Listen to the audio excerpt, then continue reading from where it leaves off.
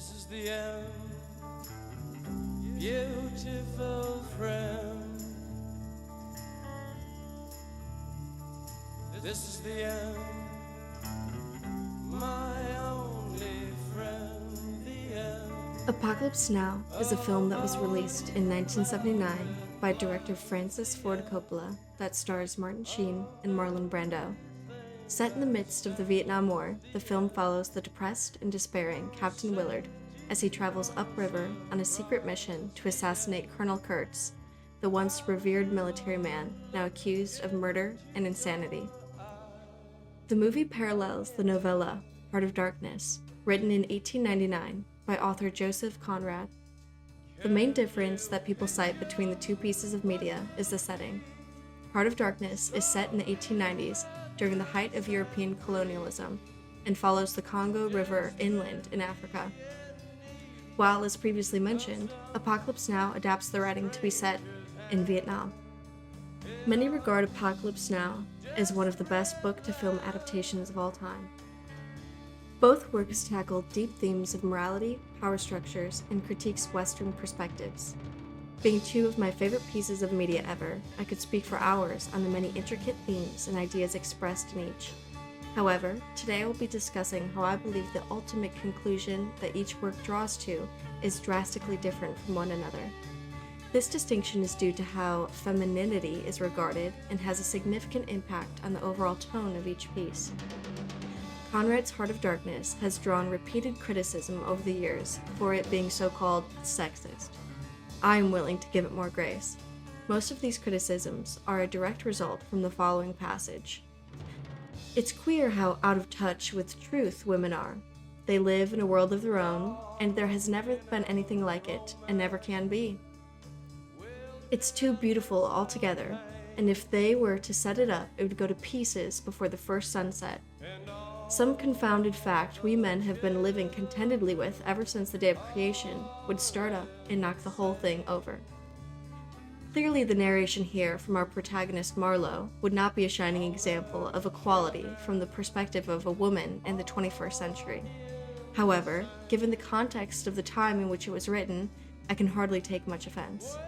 In fact, it is exactly the depiction of these female characters in Conrad's writing that leads to such a difference between Heart of Darkness and Apocalypse Now.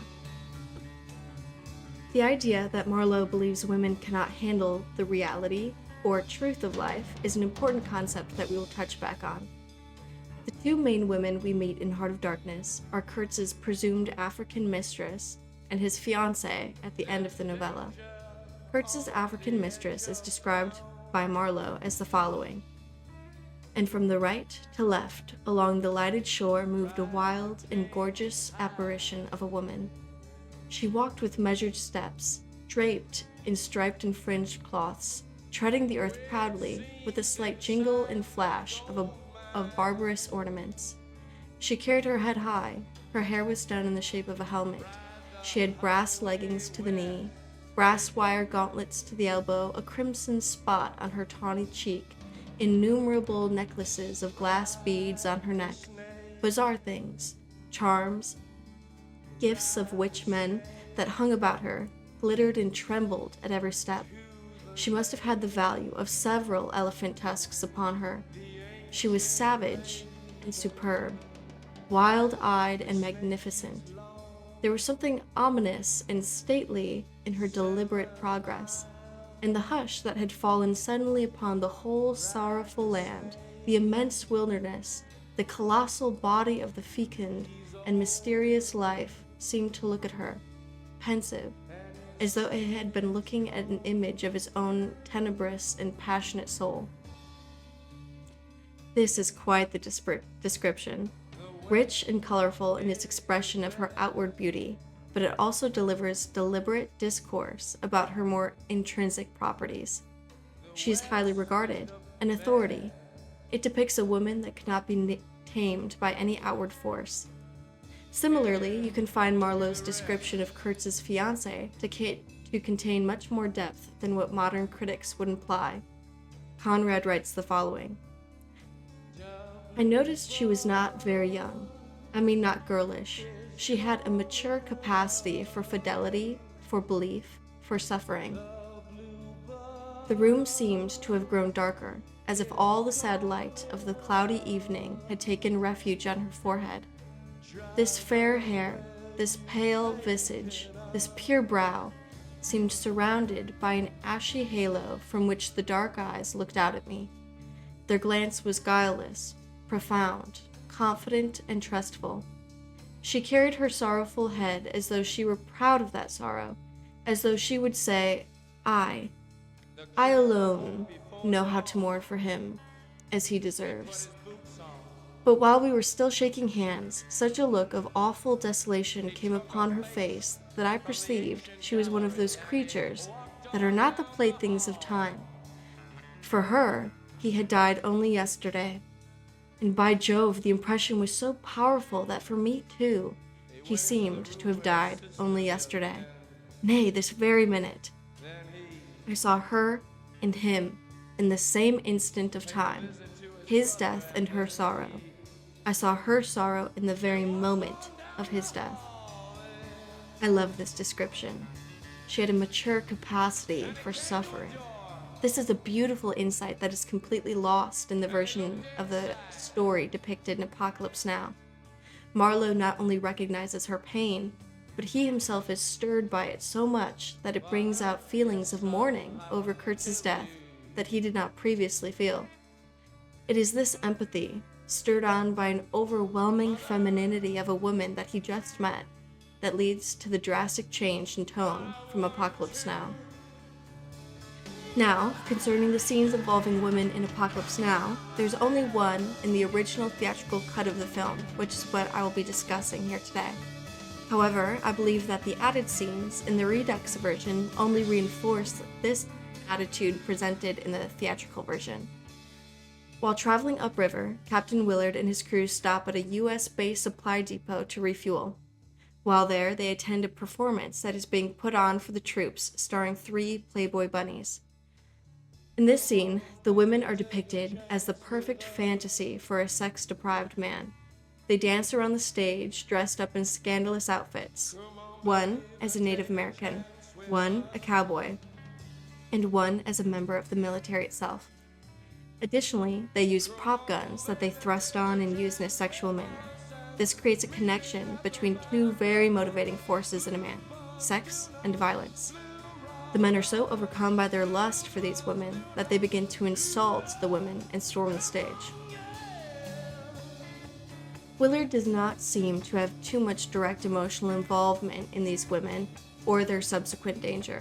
In fact, his expression is completely nonchalant. In both the original theatrical cut as well as the Redux version, Apocalypse Now does not include Kurtz's mistress or a conversation between Willard and Kurtz's wife at the end. This is the fork between each work. At the end of Heart of Darkness, Marlowe decides to spare Kurtz's fiancée from the harsh truth when she asks Marlowe what Kurtz's final words were. Conrad writes, "The last word he pronounced was, 'Your name.'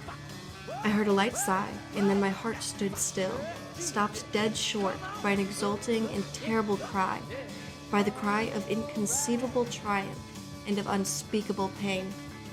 I knew it. I was sure. She knew. She was sure. I heard her weeping. She had hidden her face in her hands. It seemed to me that the house would collapse before I could escape, that the heavens would fall upon my head, but nothing happened. The heavens do not fall for such a trifle. Would they have fallen, I wonder, if I had rendered Kurtz that justice which was his due? Hadn't he said he only wanted justice? But I couldn't. I could not tell her. It would have been too dark altogether." This is the moment. Marlowe has not accepted the titular Heart of Darkness. Kurtz's final words, the horror, have died with him. Marlowe's empathy and opinion on the feminine spirit has overcome his experiences. He decides to step back from the abyss after seeing Kurtz descend, and he is able to continue with his life. This leaves a hopeful taste that the nihilistic opinion held by Kurtz is not an accurate one. It implies that a man can indeed see and experience the horror but decide not to be consumed by the darkness. Apocalypse Now comes to a drastically different conclusion. Although there is some debate concerning the ending, Willard fully commits to being reborn in the heart of darkness and kills Kurtz in a wild, primitive way. The tribe lets Willard leave, untouchable now that he contains the heart. The echoing final words of Kurtz can be heard overlaid on Willard's face as the boat travels downstream, bringing the heart with him. The heart of darkness has prevailed. The horror is too much for any man to overcome. There is no woman to protect. The great division of humanity has come crashing down. Now, there can be any number of reasons as to why Francis Ford Coppola decided to change the ending of this film. Perhaps the solidification of second-wave feminism was already squashing out the culture's attitude towards traditional gender roles. Perhaps it was to make a more damning statement on America's involvement in the Vietnam War. Whatever the reason, removing femininity from the narrative resulted in a much more pessimistic view on humanity. As a woman myself, I find that notion rather helpful. I will always love both of these works dearly. If you would like to hear my opinion on any of the other aspects of Apocalypse Now or anything else, please let me know in the comments. There are so many smarter and more talented thinkers who analyze these pieces on YouTube, so thank you for stopping by and watching this.